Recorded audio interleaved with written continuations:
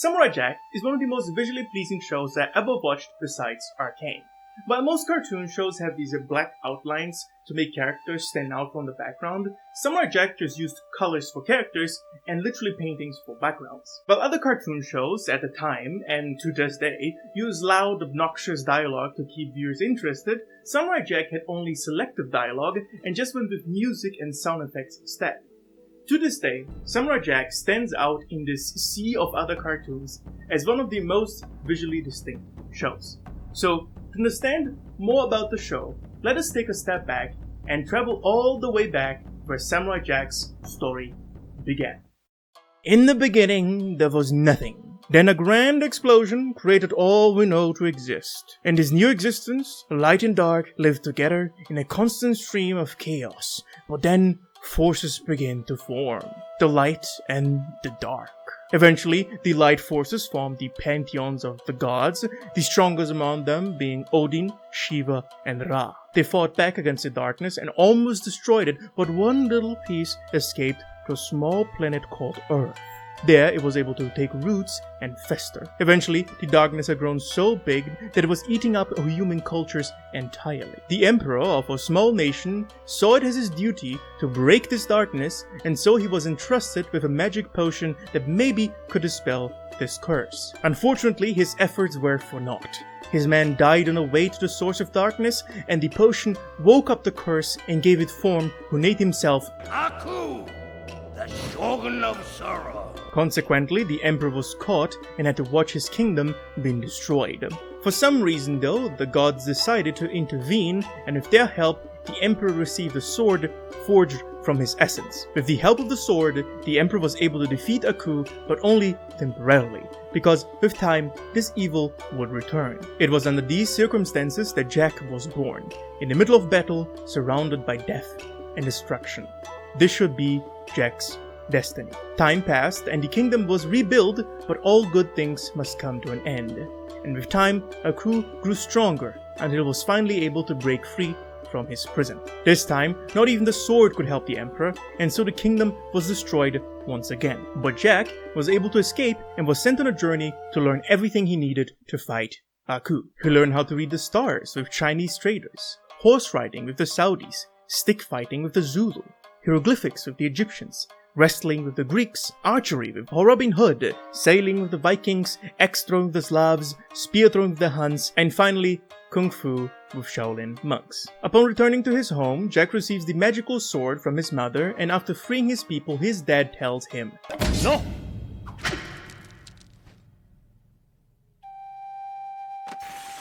I thought once like you, but the sword is only a tool. What power has it compared to the hand that wields it? Evil is clever, and deception is its most powerful weapon. Let the sword guide you to your fate, but let your mind set free the path to your destiny. Jack, with the help of the sword, is able to almost beat Aku, but right before the final blow, he is sent into the future, and with that, Samurai Jack.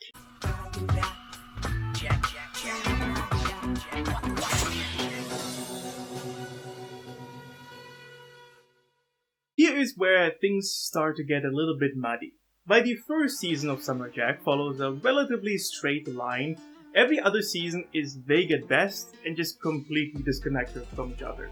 For example, in the first season, after Jack is sent back in time, he receives his name after a few young people just call him that.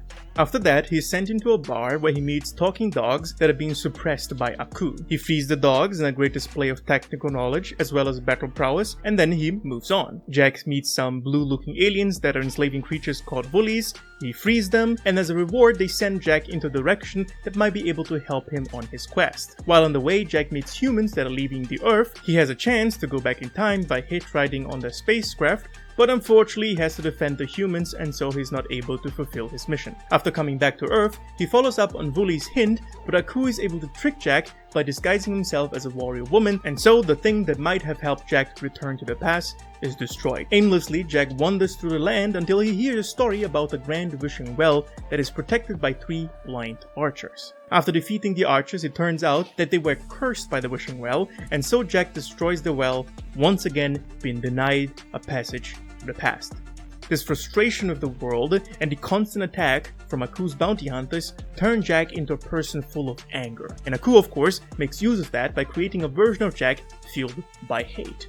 The two Jacks fight, and it's only when Jack conquers his inner hatred is he able to defeat his mad self, and is here where everything repeats itself. Jack arrives somewhere, beats, meets, or greets someone, solves a problem, and walks off into the sunset. Randomly, the last episode of the first season is Aku telling fairy tales that make him look like the good guy to kids, but the kids are not impressed and keep thinking that Jack is pretty cool. I wonder what happened to those children. What do I do, Lord?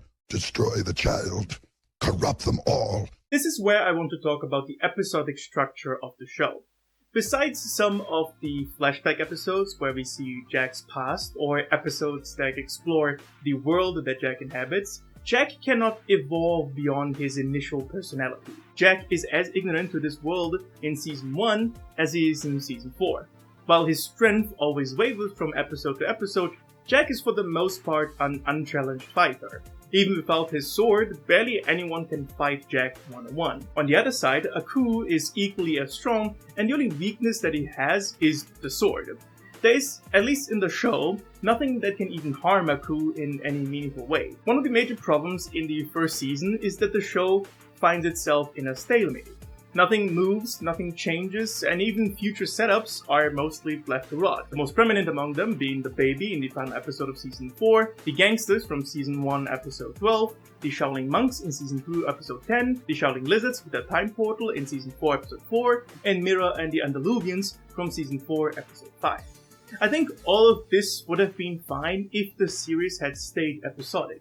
When making an episodic series, you aren't really restrained to what came before, and canon is more a suggestion than a rule. Of course, you can just break a character and make them into something that doesn't fit the personality. Still, the episodic structure allows a writer to mold the character a bit more freely. As far as I could gather, how they wrote the show did also fit the episodic structure more, confirmed in this behind the scene. We don't write scripts. We go from a short little outline, and the storyboard guys write the script, and they do it visually. That makes a big difference of how the picture comes out. Plot threads can be left unfinished because the whole series is about how Jack is stumbling his way through the future that he doesn't know and doesn't recognize. The same way the writers stumble their way through the stories because they don't write scripts and just go directly to storyboarding. Jack's initial mission is finding a way to go back to the past, so why would Jack ever evolve himself in a struggle that cannot be solved by his particular set of skills? I will look for you. I will find you. And I will kill you. I think to tell this kind of story, you don't necessarily need a script. It would help, but you don't need it. This episodic nature of the show also allows Jack to experience with self-contained stories that don't have a big impact on the show as a whole. Great examples here, of course, Jack and the Three Blind Archers, which might be amongst, if not the best episode of the show, Samurai vs. Jack, which makes great use of black and white to show a fight, and of course The Princess and the Bounty Hunters, which is probably the first time I experienced the feeling of suspense in the series. That also means that when an episode is boring, there's nothing that can keep my attention. Here episodes like Aku's Fairy Tale come to mind, as well as Jack's Sandals, where Jack loses sandals and has to find new ones. Also kind of funny that his gi gets always magically restored, but once he loses his slippers, he has to go on an epic journey to find a new pair of Jordans. This episode is also low-key sexy. First, Jack and the Creature, which is an homage to My Neighbor Totoro, but it's boring. If I want to watch My Neighbor Totoro, I go watch My Neighbor Totoro and not Samurai Jack. Overall, I dislike episodic series because all of the negatives that come with it. While I can see the benefits, especially as a writer, the problems outweigh the positives for me. A serialized show offers more constraint to a writer, and that constraint forces the writer to come up with interesting solutions to writing problems, like how does character A get to point B in a believable way? Of course, serialized shows come with their own set of problems, which we will touch upon while talking about Samurai Jack Season 5. 50 years have passed, but I do not age. Gotta get back to the past. Samurai Jack.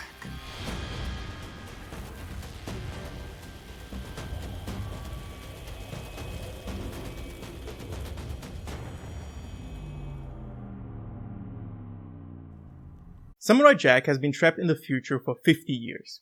Unable to age and unable to return home, nothing he does seems to change anything because this is Aku's world and not even time to release Jack from his quest. And so Jack has grown bitter and resentful.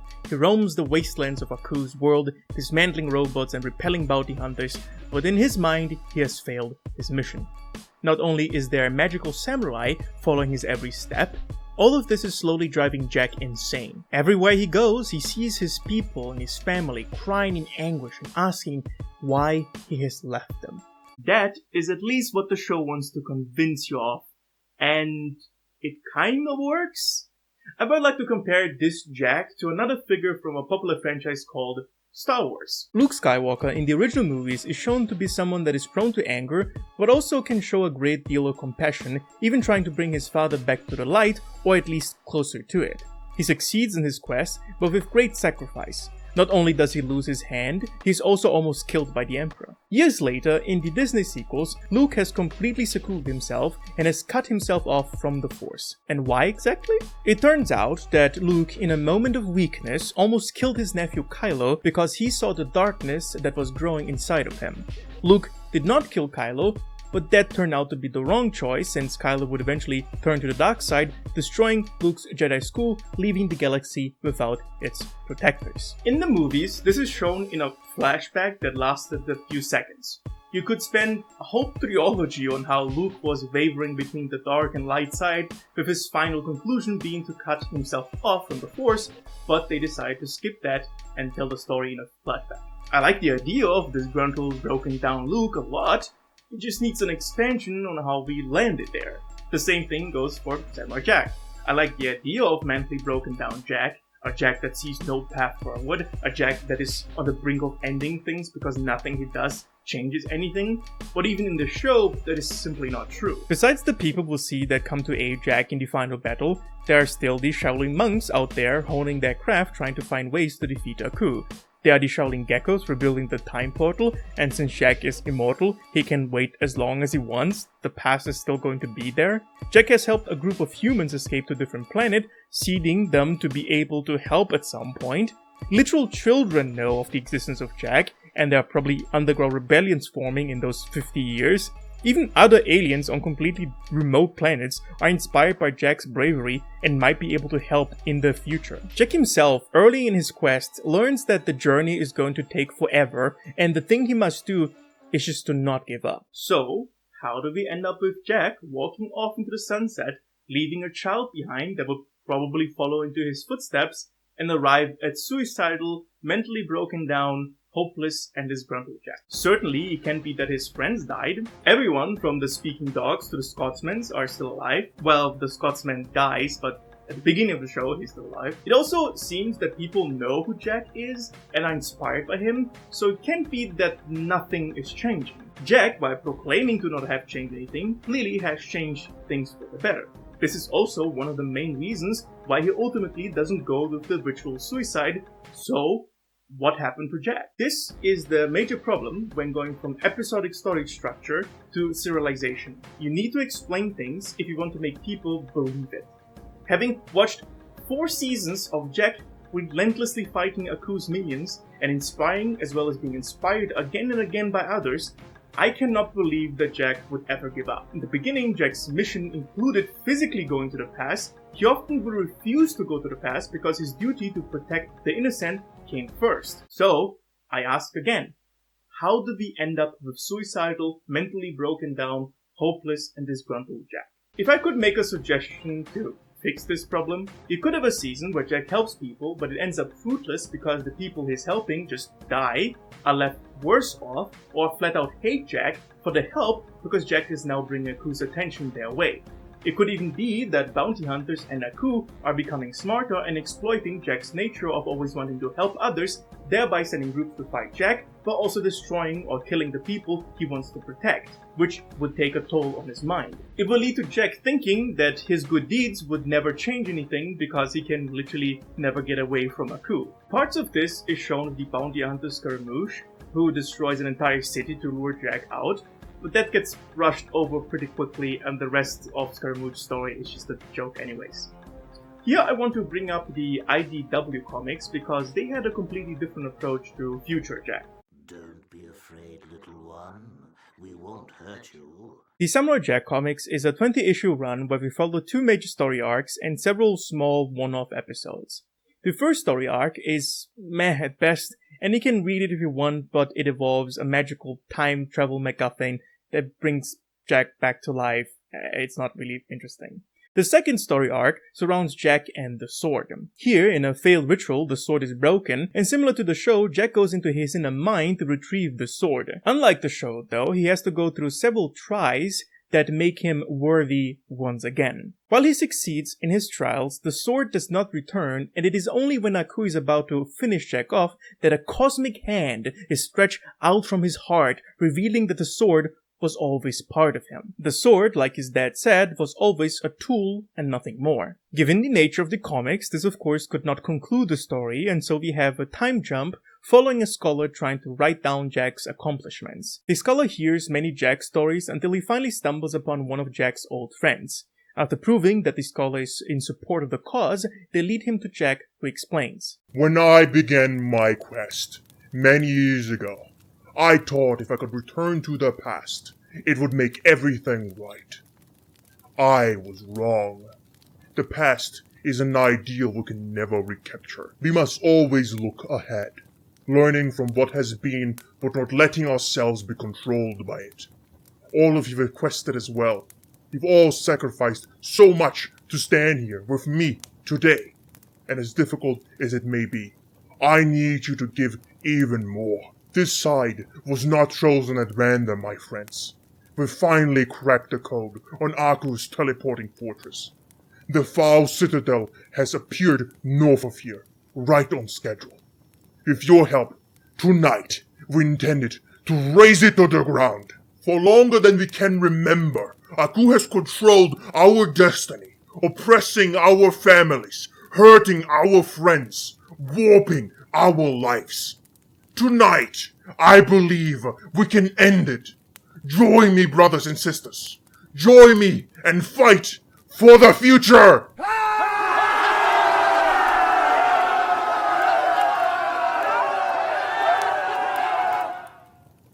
This is the logical conclusion from what we can see in the first season and even incorporates the Guardian and the Portal story in the whole thing. The story of the comics is of course left unfinished for obvious reasons, but with the subversion of the gotta go back to the past with Fight for the Future, we can be rest assured that Samurai Jack and his kingdom will either die in glorious battle or finally defeat Aku, or maybe both. The beauty of this ending is that you don't even need to show the final battle because that is not important. Important is that Jack has realized that the past is gone and he ultimately cannot do anything about it. The past should not hinder his actions in the present, and he should focus on fighting for the future. Would it be cool to see the final fight? Sure, but you don't need it because even this open ending is satisfying enough. With all that established, let's talk about Jack's first kill. So, during the time that Jack was beating the shit out of Aku's armies, Aku gave some part of him to a Aku cult. The matriarch of that cult drank it and birthed septuplets. All of those were trained specifically to kill Jack, and we see their journey interspersed with Jack breaking down. I find this interesting because we are being told that while these girls are getting stronger, Jack is getting weaker, and they might actually be able to kill Jack here. In this group of girls though, one stands out the most. Ashi. While the others are completely brainwashed, Ashi has a small seed of doubt that of course gets buried under the brainwashing immediately. In the second episode, we see this conflict reach its climax. Jack has to fend off against 7 opponents that are on equal footing as him. We see Jack being completely taken by surprise and overwhelmed by the girls. His armor is slowly being chipped away, and so there is no choice for him other than to run. Jack is not dumb when it comes to fighting. He knows he can't fight in the open field against this overwhelming force. This whole second episode is all about Jack using hit and run tactics to beat his opponents, but even that is too much for him. It is only with a little bit of luck that Jack is able to kill one of his opponents, in the process being stabbed himself. Jack is able to flee, falling to a river, and slowly bleeding to death. I think episode 1 and 2 are the 2 episodes where everything slides into place. While I can't believe that Jack would ever give up, it is portrayed in a manner that at least tricked you into thinking that this could be real. Episode 3, though, is where the cracks start to show. We follow Jack floating down the river, slowly bleeding to death with a dagger in his stomach. Samurai Jack, the series, often had problems with portraying details, often just forgetting to add things and materializing them out of thin air when they are needed. Also, sometimes you just had animation errors. The one I noticed the most is Jack and the Gangsters, where Jack has his hand burned, and in some shots his hand is fine, and in some it isn't. Plus, he uses his sword in the burned hand, even though he changed the hand before. Here, the dagger that is still in Jack's stomach just disappears through the whole thing, just to reappear once Jack has reached his destination. Whatever the explanation is, it's just a small example of a bigger problem. Mainly the attention to detail. The scene still achieves what it wanted, but we will see more of those cracks form the further we move on. So what follows next is Jack slowly healing himself interspersed with lapses of sanity and memories of the past. Jack is imagining a version of himself berating him for getting his first human kill.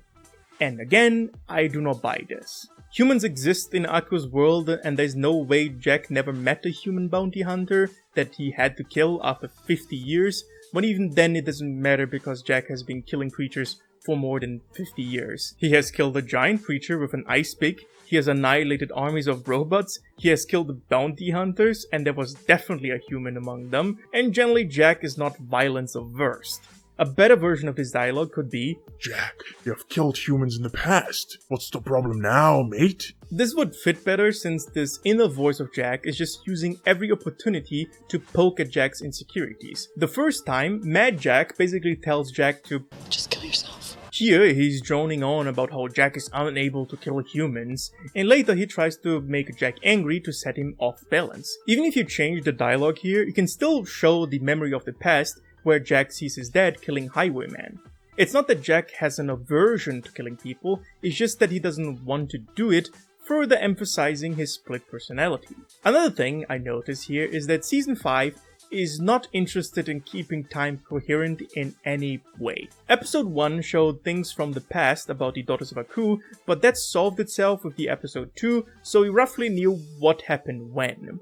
Here, it is completely broken. We see Jack being completely healed, which seems to take several days, if not months, and then we cut to the Daughters of Aku slowly catching up to Jack. Did they stay in the rubble for several days? If they did, how did they not starve or die from dehydration? This again could be fixed easily. Every time the episode cuts to black showing the passage of time, we could see the Daughters of Aku slowly catching up. This way we can see the inner struggle of Jack while also tensing up to what is about to come. The original Samurai Jack never had to deal with time because it was literally just a small little slice of Jack's life. But now that we are following a story, this feeling of being lost in time doesn't fit anymore. We are not following a young, ignorant Jack anymore. This is old, experienced Jack, so going back to the past where time didn't matter makes a little sense. With all that said, shit! This is probably the best fight of the entire show. Jack also just literally kills every one of those sisters, except for Ashi. This doesn't directly contradict what was set up in the episode, but it diminishes the inner struggle that Jack is going through, and just rushes to Jack being able to kill humans after he remembers that his dad also killed people. Going from killing no one to brutally stabbing a bunch of people to death is a bit extreme. If the inner voice didn't say, This isn't about your pathetic little cunt. It's about that girl you killed. But You have killed humans in the past, Jack. What's the problem now, mate? we would have a smoother flow from feeling bad about killing a human to understanding why sometimes killing humans is unavoidable. Still, I guess killing humans wasn't actually that big of a problem for Jack because he just brutally stabs people in their stomach, so... I also wonder if they're going to treat the fight with Aku the same way as they treated this one. Episode 3 ends with Jack almost killing Ashi and getting pulled down a cliff with her.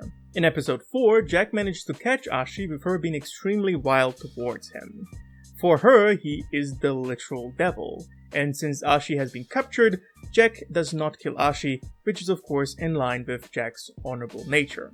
And then both are eaten up by a giant monster. If you think that is sudden, that's because it is sudden.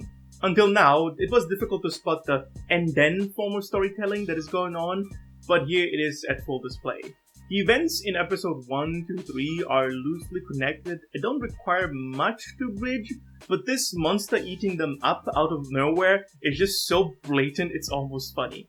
By the way, this is not even the first time we see something like this happen. In the episode Jack and the Farting Dragon, Jack goes through a similar journey through a dragon's stomach with him birthing a dragon baby at the end. I wonder what happened to that dragon.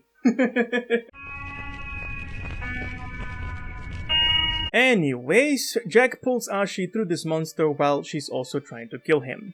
They finally escape, and as Ashi's about to kill Jack, she sees him embracing a ladybug, sparking doubt in Ashi's worldview once again. It's almost like you can feel the message that the show is trying to send, you know? Jack inspiring hope in other people. It is pretty blatant, and everyone should notice it, but I like it. It's a logical conclusion to what Jack is doing. He does everything he needs to keep people safe, therefore inspiring hope into people, if he knows it or not. With that in mind, I would like to pair the next 2 episodes into one, because they're basically doing the same thing. In episode 5, Ashi is shown Aku's world, which is nothing what she imagined and had been thought to be. It ends up with Jack and Ashi saving alien children, with Jack believing the children to be dead, and him leaving with the intent of committing ritual suicide. Episode 6 focused on Ashi traveling around the world and finding the people who have been inspired and freed by Jack. For a 10-episode series finale, this feels pretty much like a waste of time, but it still serves a purpose because after finding the hope that Jack has spread around the world, Ashi arrives at the exact moment Jack is about to commit seppuku and tells him, No! Hope lives. It is everywhere. I've seen it. Everyone you have touched. The people you have helped. You saved them. Jack finally sees the light and fights against the ghost of dishonor. You could say he fights the ghost of the past. I wonder if they're ever going to follow through with that. Episode 7 is where we go from small problems to none of this works. While the episode itself is fine, there is an exact moment where Jack loses his way entirely. I don't mean only the character, I mean Samurai Jack, the series as a whole. So apparently Jack lost his sword because he felt that he dishonored himself by Aku tricking him into killing lambs. Lambs often symbolize purity, and with Jack killing those lambs, he sullied his purity and made himself unworthy to wield the sword, or at least that's what he thinks. To retrieve the sword, Jack has to go into his inner palace and find a way to cleanse himself. While Jack is meditating, Ashi has to ward off an entire army of ghouls, and it looks pretty cool. But not only that, she also has to kill her own mother to prevent her from killing Jack. Of course, all of this looks beautiful, and the voice acting for Ashi is what really sells the whole thing for me. The other part though, not so much. Meanwhile, in Jack's inner palace, he meditates his anger, doubt, guilt, or all of the above away by finding inner balance. While I like the tea making scene, Jack fixes himself by just saying, You have blinded us, but now I can see. You need me! Now you are balanced. 7 episodes of Jack struggling with his mental health, his ideology, the fact that he's not untouchable, and this is how everything is solved. No big exchange between his angry self and Jack. No philosophical dissection of the notion of honor, guilt, and anger. Not even a hint that he's thinking about his friends that he made in the future. Nothing. Also, Jack already went through this journey fairly early on in the show. In Jack vs. Mad Jack, he's only able to defeat the angry version of himself once he's able to conquer his inner hatred. Did Jack just forget that lesson and now is remembering it all of a sudden? Did Jack never meditate in 50 years? The idea of having several parts of Jack talking to him is interesting, but the show doesn't do anything with it. Anyways, it doesn't matter because once Jack frees himself from anger. Once again, he is deemed worthy by the gods, and this is the exact scene that broke Jack in half. Jack goes through a magical girl transformation, giving him his iconic white key and completely removing his beard. Everything that Jack has gone through in 7 episodes just literally wiped clean with magical Kleenex. You remember Jack fighting the remnants of his past? You know, him fighting his literal magical incarnation of an old idea of honor. Yeah, the show is not interested in that. The show just wants to go back to the past, to a simpler time, a time where Jack was not bound by the hope he spread throughout the country. A stoic and ignorant Jack, a violent and honor-bound Jack, a clean Jack. The show literally just wipes Jack clean from everything that has come before. This idea is even further cemented in episode 8, where Jack and Ashi just fuck around in the desert. They find a prison that has crashed to Earth and have a fight with a maggot monster. This episode feels like an old episode of season 1 to 4. But in a serialized show, this is just wasting valuable time that this season doesn't have. It doesn't matter anyways, this episode is just here to make one thing clear. Throughout the episode, Jack and Ashi are slowly getting closer, with them finally kissing towards the end of the episode. And while the show is really trying to make things work, I'm just lost. We wiped the interesting storyline of Suicidal Jack with a literal magical gold transformation and jumped into a romance storyline, ending with Jack just literally leaving the love of his life to kill Aku because he doesn't want to put Ashi in danger. And at this point, we should be asking ourselves, who is Jack? Honest question, if you ask anyone who is Jack in the final season, would they be able to answer? Jack can't be the suicidal, guilt-ridden old man anymore because he wiped that away. He can't be the original stoic, honor-bound Jack anymore because he literally killed that part of him. Certainly, it's not a mix of old and new Jack. So why is Jack acting in a way that is still informed by guilt? I tell you why.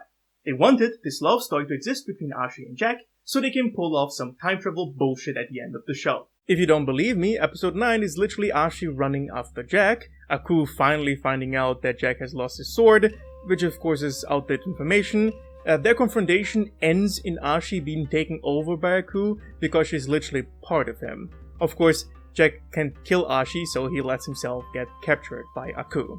This is also the episode where they find out that the Guardian is presumably dead. You know, the guy that beat the shit out of Jack, that one. It's pretty telling that they treat this character with this amount of respect. Once again, this is also enforcing the idea of letting go of the past and focusing on the future. I wonder if they are not. They are not going to engage with any of this again. This is just left to rot.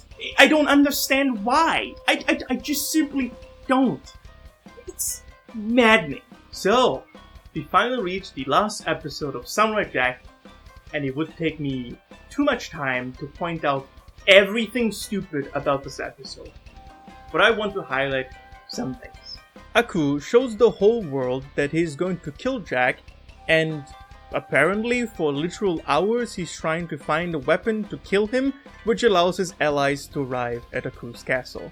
I already mentioned that the show doesn't concern itself with the passage of time, and here it is at full display. The allies are spread throughout the world, and then in the next scene they all arrive at almost the same time. That was okay for an episodic storytelling. It does not work for serialization. We, the audience, need to know when people are, otherwise there are no stakes. And even if we just discard the whole time thing, what are the allies going to do? Aku is literally unbeatable. Nothing can harm him except the magic sword. Sure, it is cool to see the talking dogs, the woolies, the archers, the jumping monkeys, the underwater folk, the robots with the giant mecha robot, the Spartans, the ravers, for some reason, even though they are not fighters, and the Scotsmen again, but it doesn't do anything. They're useless, except for the Scotsmen for one scene.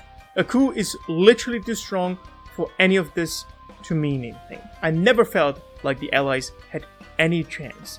They are all going to die, and some of them literally do. The allies are pretty much just cannon fodder for Jack to be freed, which incredibly enough works. Jack is freed, the Scotsman offers his daughters for Jack to fuck, and Jack of course tells him that he already loves someone else. This joke is gross, and I'm funny. And I'm German. For me to find something unfunny, it takes a lot.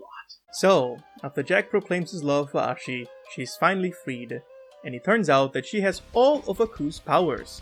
She grabs the magic sword and teleports them back to Jack's time. How she knew when to teleport is irrelevant because the last battle with Aku is just a whimper. Aku is easily defeated by Jack along with his castle, and Ashi and Jack escape unharmed, or so you think, because Ashi could feel Aku vanishing. Jack and Ashi are just about to get married, and on the wedding aisle, she vanishes, lying in his arms, because without Aku, there is no Ashi. The reason why you don't do time travel to the past is because you will inevitably cause problems for your story and remove all the stakes it ever had. Original Samurai Jack did time travel correctly. Jack was flung into the future without the possibility of going back, and while there was time portals, Jack never managed to go through them. Even when he had the chance, he decided against it because he would be leaving lives behind. We see that fairly early on in the series, where Jack goes to space, with him sacrificing going back to the past to ensure that the humans survive. We can see that later in the series, where he literally decides to give up his best chance to go back to the past to just save the Shaolin brothers. Brothers, I'm a dad, he barely knew. Why would Jack ever go to the past before helping his allies defeat Aku in the future? Jack would never let them die and just travel back to the past, and yet he does. He just leaves his friend to die and goes back to the original goal of going back to the past and defeating Aku. The first 7 episodes, until the magical gold transformation, is about Jack learning to let go of guilt, refusing to live in the past, honoring the dead by finding a new quest, and never giving up. In the span of 3 episodes, it turns into a romance with one of the shittiest time travel logic I've ever seen. Is it an emotional and tragic ending though? Yes, of course it is. The show has been trying to push the Jack and Ashi romance for 2 episodes now. These are the freshest memories you will have when you're watching the series, but it's cheap and not earned. The vanishing of Ashi is held up right at the wedding aisle. Not before, not after, because whoever wrote this knew that this was the moment that everyone watching felt the most vulnerable. The viewer is happy that Jack finally found his happiness, and with this vanishing act, they managed to rip that happiness away from Jack and from the viewer. It is a lazy magic trick that flies into the face of everything that came before. I have to say, it worked on me the first time around. I thought they had this hugely tragic ending, but I was being fooled by the show. And that is why I watched all of Samurai Jack again, trying to find out why there was this nagging voice in my head telling me that something was foul. Not everyone was fooled at the time, but those voices were sparse because under superficial examination, this ending is perfect. Even after death, Aku gives him the middle finger by ripping the thing that gave him hope away. Jack was never a hero that would have a happy ending. He was always supposed to suffer during his victory, and so it just makes sense that the thing he loved the most for 2 episodes to be taken away from him. The final scene is Jack spotting a ladybug that landed on his finger and reminding him that even if Ashi is gone, there's still a future. We pull back from the scene and see now a tree blossoming. If you're not blind, you will notice that the tree's crown is formed like a heart ripped in half. What a cheap and lazy way of ending this series. After 13 years, this is the best ending someone could write for Samurai Jack? Really? Really? In response to the negative reception of the finale, Gandhi had this to say. I think I'm happy with the way it came out. At the end of the day, yes, it could have been longer. It was one of those things where there was so much to say. You want to give every character their spotlight, and you want each moment to last. I don't know if people were upset that it wasn't an happy ending, but I think it's successful that people either loved it or hated it. They were talking about it. I never want to return to Samurai Jack and do something that is in the middle. Funny enough, there is a secret ending of the game called The Battle Through Time, where Ashi just lives. And it confirms the worst. Somehow Ashi has returned. When I started writing about the show, I was pretty much lost. I didn't know how to approach any of it, because there's so much to talk about and so much I missed. I understand the struggle of trying to write a story that respects everything that came before, and yet I can simply not understand how you can write something that is so internally conflicted. This final season of Samurai Jack wants at the same time to be this brutal world where Jack is lost and broken, but at the same time a romance of a character that was introduced in the last season. While those two ideas can coexist, in this series, the one idea is just wiped clean to make room for the next one. Things that have been established in the past are just completely forgotten or treated in a very disrespectful manner. Gandhi, even though he says that he's happy with how it came out, just reverted that decision with the game, so I will call extreme bullshit on that one. Still, the last season is as visually pleasing as the other ones. But the last season just doesn't make the jump from episodic storytelling to serialized storytelling. It breaks its own universe with time travel and uses its inconsistent mechanics to cheaply make the viewer feel bad and give Jack an ending that seems tragic at the surface but breaks down the moment you start thinking about any of it. No chicken! There is no satisfying way to finish up this video, because nothing I say can change the past. What is done, and like Samurai Jack, the extermination of the future cannot be reversed.